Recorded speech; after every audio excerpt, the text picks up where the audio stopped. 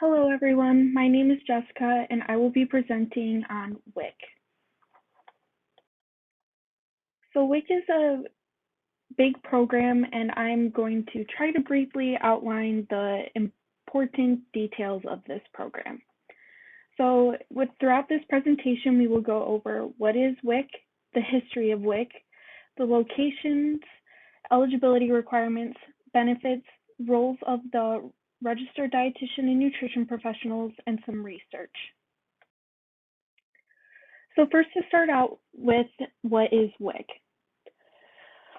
WIC is a federal nutrition assistance program. This is an assistance program that encourages eating and staying healthy for pregnant women, new mothers, and young children, including infants.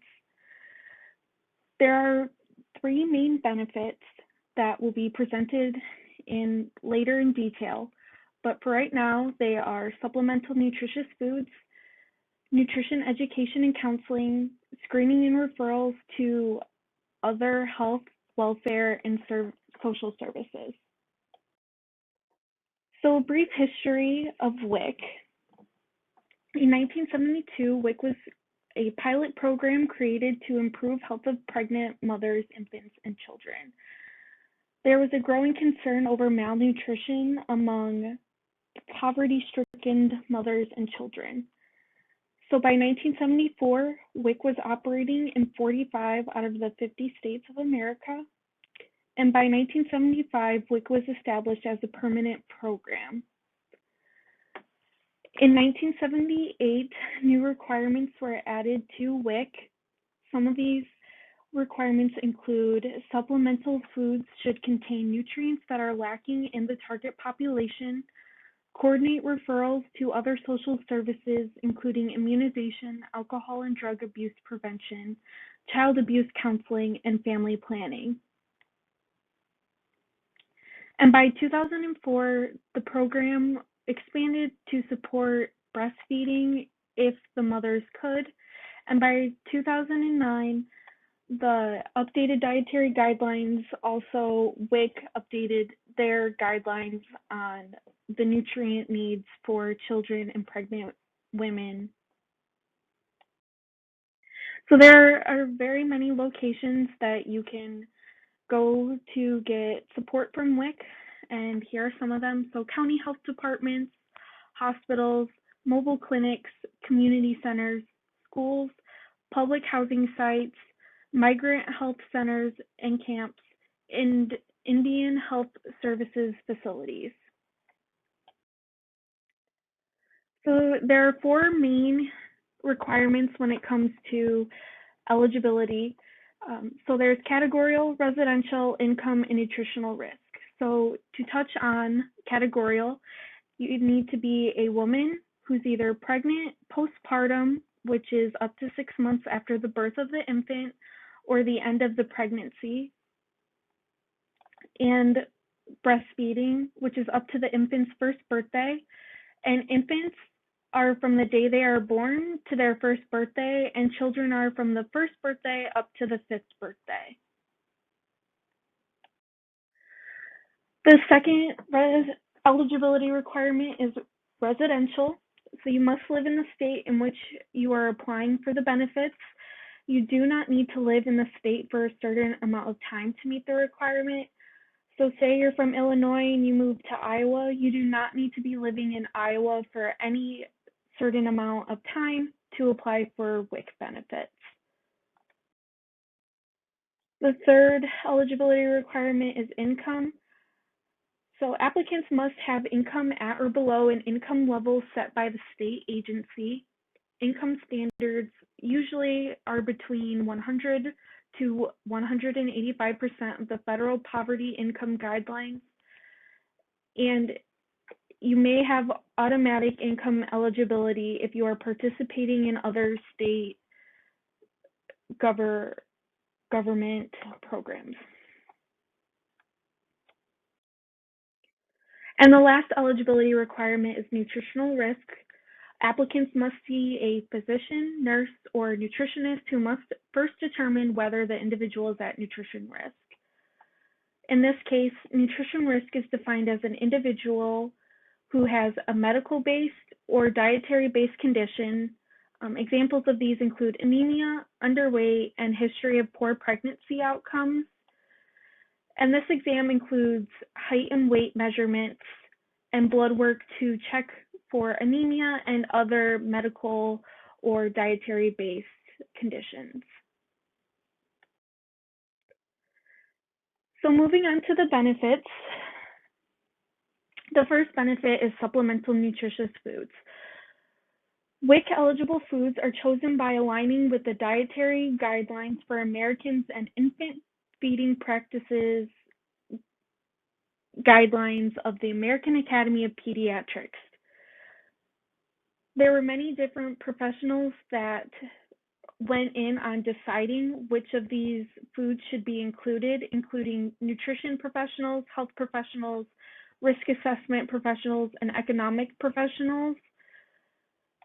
So they looked at the nutrient adequacy for WIC participants, what nutrients were usually inadequate or in excess intake, and how to pick foods for that.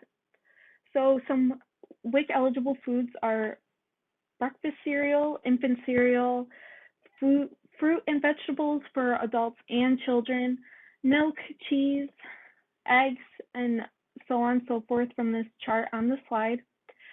And so WIC participants, if eligible, will get vouchers. These vouchers can be used at different merchants that accept them. There are about 46,000 nationwide that will accept these vouchers. These WIC vouchers can only be used at authorized stores, otherwise they will not work.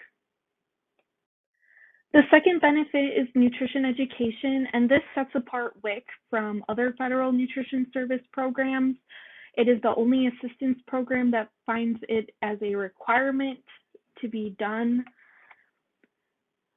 This is especially important for pregnant, postpartum, and breastfeeding women, and to educate on how nutrition affects their infants and children.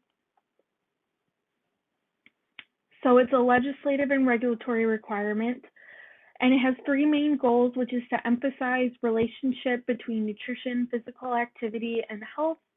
It is also there to prevent nutrition-related problems through WIC supplemental foods and assist in positive changes for dietary and physical activity.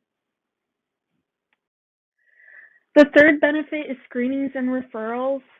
I personally think that this is good that participants are being told of other resources out there for them to use.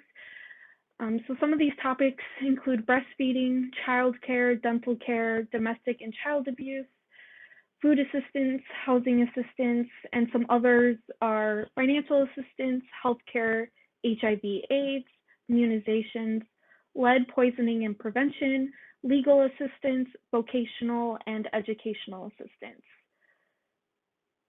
There is a handout that WIC participants can pick up with specific state agencies that can help with some of these topics. Moving on to the roles of the registered dietitian. So within WIC, the dietitian does a lot. These are just some of the roles that I provided that I thought were the biggest ones. So one is just performing those nutritional assessments, providing counseling and MN medical nutrition therapy as participants are referred to them, creating programs, making sure programs are factual and okay to present. They do a lot of training with the staff to include how to conduct assessments and counseling sessions and talking with WIC participants. And overall, there are so many more jobs that the dietitian may do as working with WIC, but these are just a few of the main ones. So there has been research done to see if WIC produced positive outcomes. Some of these outcomes are below.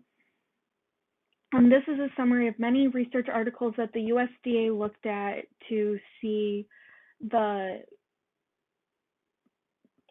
the positive outcomes of WIC. So one is to improve birth outcomes.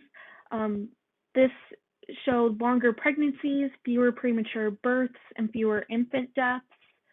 It lowered the healthcare costs for parents, improved diet-related outcomes. So instead of having to increase intake of food, many different foods, they kept it at a minimum, but the nutrient-dense diet was better, and improved infant feeding practices.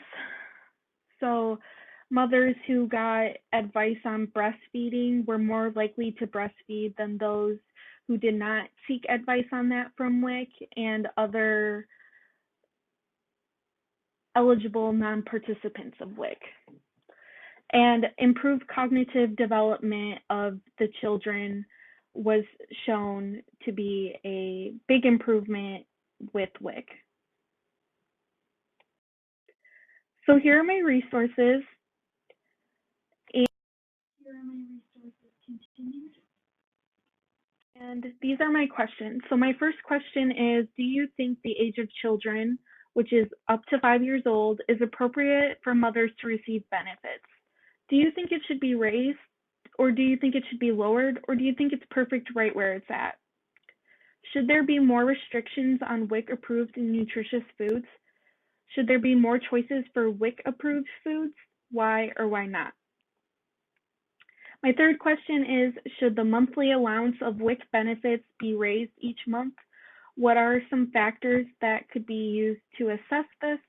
With COVID-19, should benefits be increased?